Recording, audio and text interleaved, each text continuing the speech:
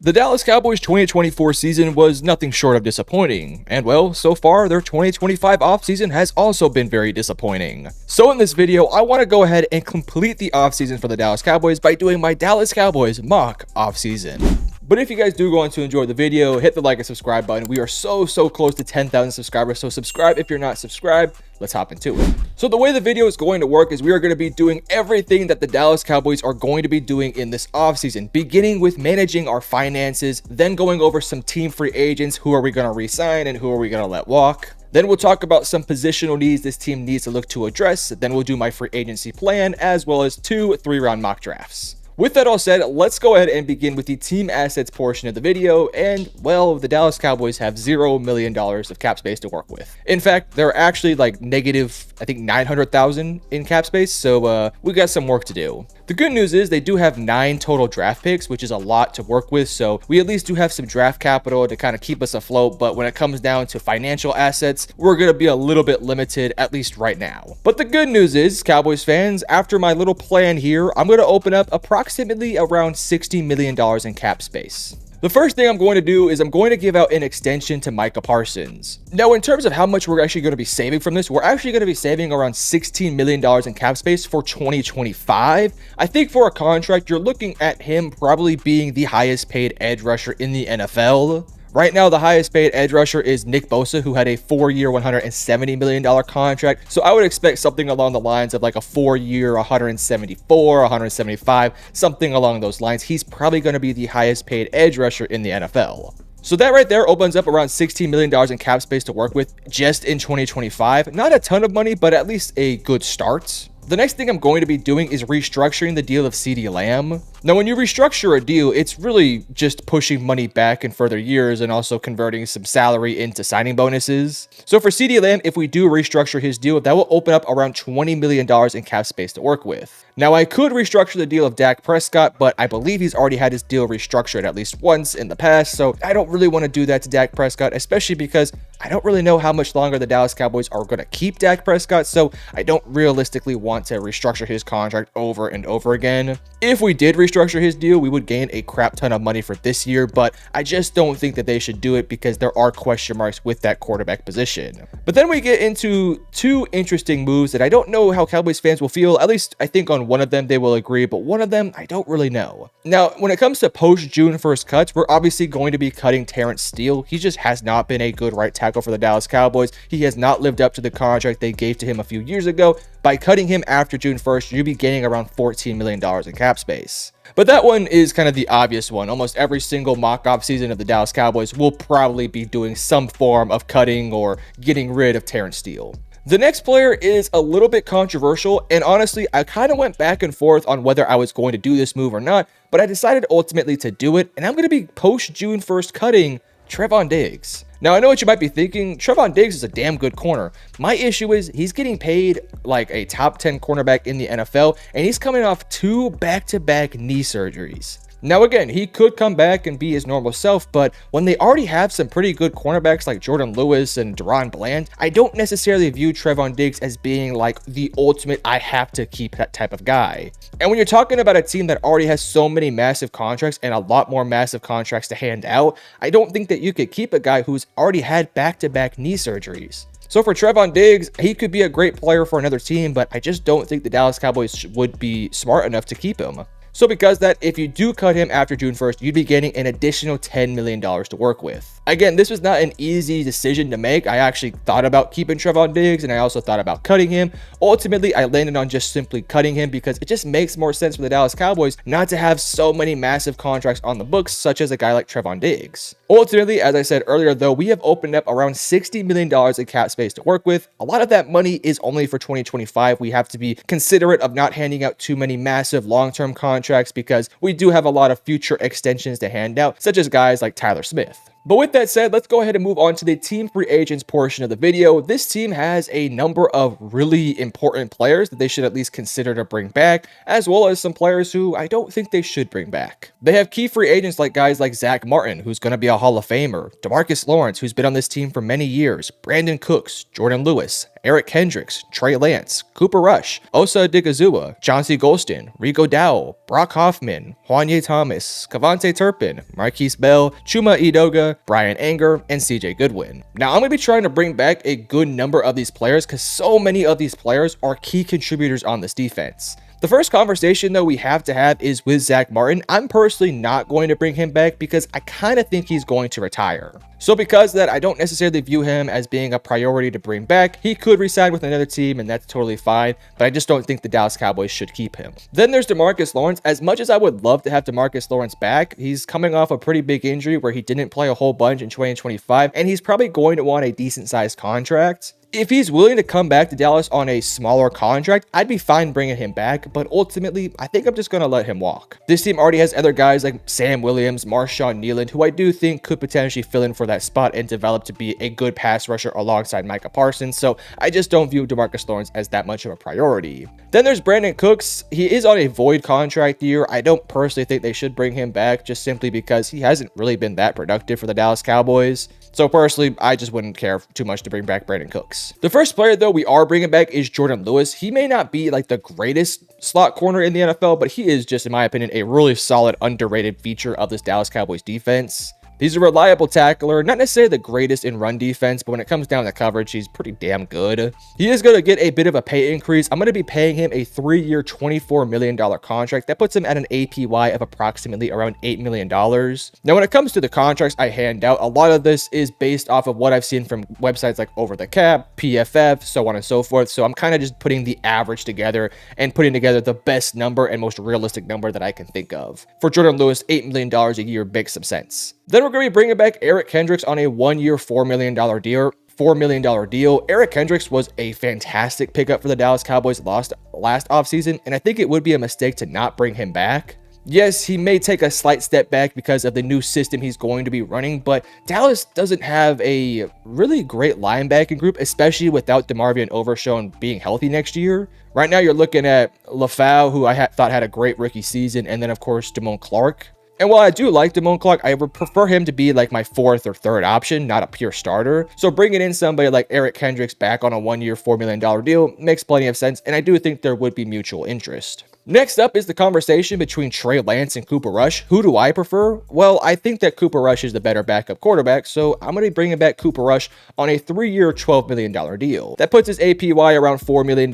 It could be a little bit more than that, but I kind of went on the lighter side since I think that's a bit more realistic. Cooper Rush has been with the Dallas Cowboys his whole career and has just been a fantastic backup quarterback for them ever since he's been on the team. He's outplayed Trey Lance basically every single time he's been on the field, and personally, I just don't think the Dallas Cowboys would be smart to bring back Trey Lance. Let Trey go play for another team and hopefully revive his career. It just doesn't make sense to have him melting on your bench for his entire career. Then there's Osa Odigizua, somebody who I think is a must-bring-back type of guy for the Dallas Cowboys. He is a fantastic defensive tackle who may not be the greatest in run defense, but just provides a lot of pass rush maneuvers as well as being a pretty decent run stuffer. The Dallas Cowboys have a bunch of work to do already in their defensive tackle room, and I think getting rid of Osa Odigizua just makes that room that much worse. So I'm going to be bringing back Osa on a 3-year, $30 million deal. He may not be worth $10 million a year, but I think there's going to be other teams that will offer him contracts that are around $9 to $10 million a year. So I do think the Dallas Cowboys will have to match that. By giving him a 3-year deal, you're locking him down for the future. And I think moving forward, he could be a really key piece for your defensive line. Next, I'm going to be bringing back Rico Dowell on a 1-year, $4 million deal. I think his play later in the season was very impressive. And I do think that he could be a part of a tandem of running backs for this Cowboys team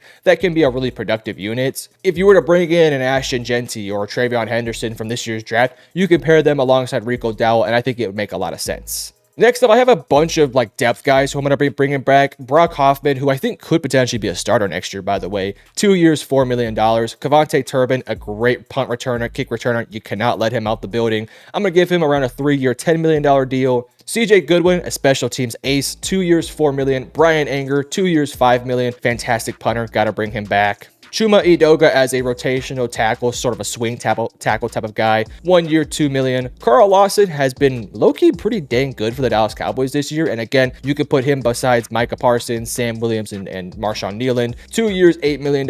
And then lastly, Chauncey Golston, who has also been playing fantastic for the Dallas Cowboys this year. 2 years, $11 million, which puts his APY around 5. So after all that, we spent approximately around $50 million of our cap space, meaning that we only have around $10 million of cap space to work with in free agency. Now, fortunately, I did find a couple free agents who I'm a pretty big fan of, so we'll get to that here in a little bit. The Dallas Cowboys don't have a bunch of really moves they need to make in free agency because they don't have a lot of money to work with. Again, if you want to restructure the deal of Dak Prescott, go ahead. That would save you a little bit more than I think $30 million or so, but it just doesn't make much sense to do so when the Dallas Cowboys are already kind of in salary cap hell. So yes, we have to prioritize bringing back our own guys while kind of being picky in free agency, which is what I think they'll probably do.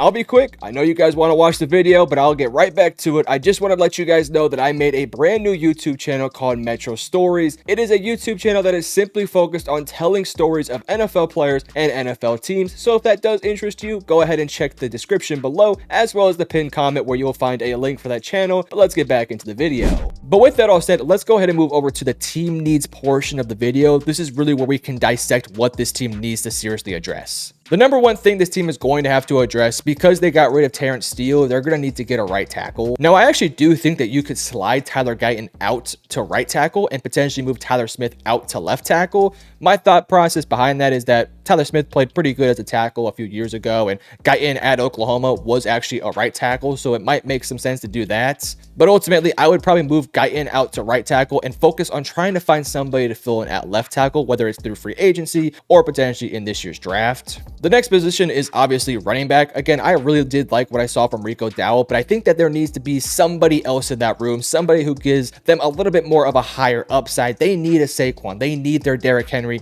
Somebody like, I don't know, Ashton Genty could potentially be for this team. Then I think they need to bring in a wide receiver 2. If you let Brandon Cooks go, right now your wide receiver 2 is like Jalen Tolbert or Kevontae Turpin, which is just not very good. Give CeeDee Lamb some help. Yes, you have Jake Ferguson, who's a great tight end, but you need more in that receiving core, so go out there and get you a wide receiver 2. And then on the defensive side, I think defensive tackle has to be a priority. This team has to find some pieces next to Mazi Smith and Osa Odigizua. Ideally, somebody who is a dominant run stuffer. I think you can find some in the second round of this year's draft if you choose to go that route. I also think because you let go of Trevon Diggs, you could be in line to look for a cornerback 2. I will say, I don't think they need to prioritize that in this particular offseason. If they can find like a veteran to just kind of fill in for 1 year, that's totally fine. And then in 2026 or beyond, you can actually look for potentially finding that Trevon Diggs replacement in like the first round or through free agency. Some more pieces I think could use some rotational depth. I'm looking at the edge rushing room and linebackers, primarily linebackers, especially if you do not bring back Eric Kendricks. You have to address that position. So for the Dallas Cowboys, they do have a couple positions they need to look to address, but I think that we can figure out how to address a lot of the issues. So that then brings me to my free agency plan. Again, we only have approximately around $10-ish million to work with, so we can't go out there and spend too much money, but I did want to bring in 2 players on the defensive side of the football that I think could really help this team out. For starters, we're going to be bringing in Sebastian Joseph Day on a 2-year, $10 million deal. Sebastian is 6'4", around 310 pounds, and I think could be that rotational interior defensive lineman that would play perfectly alongside Osa Odigizua. Via PFF, he has an overall grade of 70.3 with a run defense grade of 77.9. His pass rush grade is only 52.3, but he still did manage to get 3 sacks last year. He's not somebody who I would expect to play like 1,000 snaps next year. I think that's probably just unrealistic for that position, but you can probably get close to around 500 snaps with him, Mazi Smith, Osa Odigizua, and somebody in this year's draft to really sort of solidify that defensive tackle room for the future. I think this would be a low-key underrated pickup that could be a big part of this Dallas Cowboys defense. And then lastly, I needed to look to address a veteran in the cornerback room, so I wanted to bring back Stephon Gilmore on a 1-year, $4 million deal. The team already has experience with them, and he was okay with them back in 2023, so I do think it's somewhat realistic to expect him to potentially come back. Because you didn't prioritize bringing back Trevon Diggs, getting Stephon Gilmore as like a 1-year rental makes some sense. But in terms of that, that's my free agency plan. This team just doesn't have the cap space to really go out there and sign a bunch of guys, so I only brought in 2 guys. Again, you could restructure the deal with Dak Prescott and go crazy in free agency, but I don't think it's realistic, nor do I think they should do it. But with that all said, I know it's a little bit of a lame free agency plan, only 2 players, but I did think we addressed 2 key positions. Now we can prioritize the offensive side of the football in this upcoming draft. With that said, let's go ahead and switch over to PFF to do my 2 3-round mock drafts. Alright, but as you can see, we are on the PFF mock draft simulator, and I think the first overall pick might be a little bit obvious. We're going to be doing 2 of these, so we'll go through one experiment, taking a guy like Ashton Jeanty, and then potentially in the next one, we won't take Ashton Jeanty. I will say, if you don't go Jeanty here, I think Kelvin Banks or Josh Simmons would be great picks for this first round because you need to look to solidify your offensive line. I also do think taking a guy like Emeka Egbuka could make some sense as well, or even a Luther Burden if he were to be available. But because I want to go through the experiment of what taking Ashton Jeanty could look like, because I do think Dallas could potentially be taking him. They like Boise State players, and Jeanty would be a home run hit. So I'm going to go ahead and take Ashton Jeanty in this first round mock draft. All right, but then the Dallas Cowboys have the 44th overall pick, and I think with this second round pick, again, I want to look at adding potentially a wide receiver or something in the offensive line. Because we went ahead and took the running back in the first round, we don't necessarily need to worry about that moving forward. I think Gray Zabel is a little bit overrated in this mock draft. I don't think he's 41st overall, and I think he's more likely to move outside to tap or inside as a guard. And I think he's more likely to move inside as a guard. I like Cameron Williams, but I think he is a complete developmental right tackle, and I just don't think you should do that when you have a complete developmental left tackle in Tyler Guyton. Of the guys here, I like Marcus Mbow a little bit, but again, I kind of think he might be a bit more of a guard. Same thing with Jonah and Ariante Ursary. Ozzy Trapillo is the only one who I think might be like a true tackle, but again, I just don't know if he would be able to transition as a left tackle because he played the entire time as a right tackle, though he did play in 2022 as a left tackle. I think I might be leaning towards Ozzy, but we should at least consider some receivers here as well. Of the names here, I like Savion Williams, but I think he's a complete project. He has high upside, but a very low floor. Xavier Restrepo is a bit more of your slot guy. Don't think the Dallas Cowboys need that. I do really like Jaden Higgins. He's sure-handed. He can make some jump ball 50-50 catches. I do think he's a top 50 pick. We could go later down the board and take Trey Harris, who also I think is a little bit underrated on this mock draft. I think he's more of like a top 60 level prospect, so he could be off the board by the time the Dallas Cowboys are in the 3rd round. This one's tough. I do think I am leaning towards Jaden Higgins just because I think there is some decent offensive tackle depth in this year's class, and you could probably wait to take somebody else a little bit later. So we're going to take the risk and take the wide receiver in Jaden Higgins. If this is a real scenario, maybe Dallas moves into the back end of the 2nd round to take their top offensive tackle available. But the Cowboys are back on the clock, and again, I wanted to look back at tackle, and well, perfectly how I wanted it, Marcus Mbow is here on the board. He can move inside as guard, or if you really need him at tackle, he can play tackle. The interesting thing about this is if you do take him to play guard, I think you're probably moving Tyler Smith out to left tackle, which he has shown the ability to be a great tackle, but I think he's better suited as a guard. In this scenario, though, I think we're just going to try him out at tackle and see how he works. He's somebody who has been extremely dominant for a while at of course, Purdue. Right tackle, but again, I think we can maybe move him out to left tackle, or we could just keep Guyton out at left tackle and hope that he can develop. There's also Donovan Jackson, who I do like, but he's a bit more of a guard. So we'll take Marcus Mbow in this one. Now, this is my first of my 2 3-round mock drafts. All right, so as I said, this round, we're not going to be taking Ashton Jeanty because he's already off the board. He actually went to the Chicago Bears, which I think would be a really nice pick for the Chicago Bears. Also, Luther Burden is also off the clock in this pick too. Somehow Will Johnson fell to us, which makes me extremely inclined to take Will Johnson. I don't know if he'll actually be available in a realistic mock draft scenario, but I am extremely tempted to take Will Johnson. He could be there for the Dallas Cowboys, and I think that it would be a good pick, but I'm ultimately going to stick with my plan of taking a tackle in this mock draft. I don't think he'll be here in an actual real-life scenario with the Dallas Cowboys. I think it's much more likely that Luther Burden is here for the Cowboys, more so than a Will Johnson. But if Dallas does actually cut somebody like Trevon Diggs, Will Johnson could be a really good replacement. There is some question marks with his speed, but I do think his coverage skills are very, very good. That all said, this pick comes down to me between Josh Simmons and Kelvin Banks. Kelvin Banks is more of a traditional left tackle, and I do think he will stick at left tackle in the NFL. Some people think he can move out inside to guard, but I think that would be a mistake. He has got great size. He's got good arm length. The question for him is how good of a run blocker can he be at the NFL level? I think he has the tools. It just comes down to, can he have the technique? Josh Simmons, in my opinion, is also a fantastic player. The only issue is he's coming off a pretty major injury, so there are some injury concerns with him. Because of that, we're going to go ahead and take the local kid, the Texas kid, Kelvin Banks, to be our future left tackle, and we're going to move Tyler Guyton out to right tackle. All right, but because we went ahead and took the offensive lineman in the first round, I think we need to look to address the running back position. Maybe in this second round. I will say I love a lot of the names available: Quinshot Judkins, Travion Henderson, Dylan Sampson, Caleb Johnson. I'm not as high on Cam Scatterbo, especially for the Dallas Cowboys, but if Dallas were to take him, it would make some sense. I do think in this situation, though, there are so many good running backs that we might be able to wait to the third round and yet again take a wide receiver here in the second. Because I don't want to be repetitive, I'm not going to go ahead and take Jaden Higgins. I think this time I'll take Trey Harris, who is that outside guy who can get a lot of separation. Maybe not the greatest player in the world, but I do think he could be a top wide receiver 2 in the NFL level. I think in this situation, we'll take Trey Harris, who, by the way, is nowhere near the 89th ranked wide receiver in this league. Again, I think he's top 60 or so. So we'll take Trey Harris and hope that a guy like Quinshot Judkins falls to the third round for the Dallas Cowboys. But here we are at pick 75, and let's see, did he fall? Actually, they both did fall. I don't know if Travion Henderson will be a third round pick here.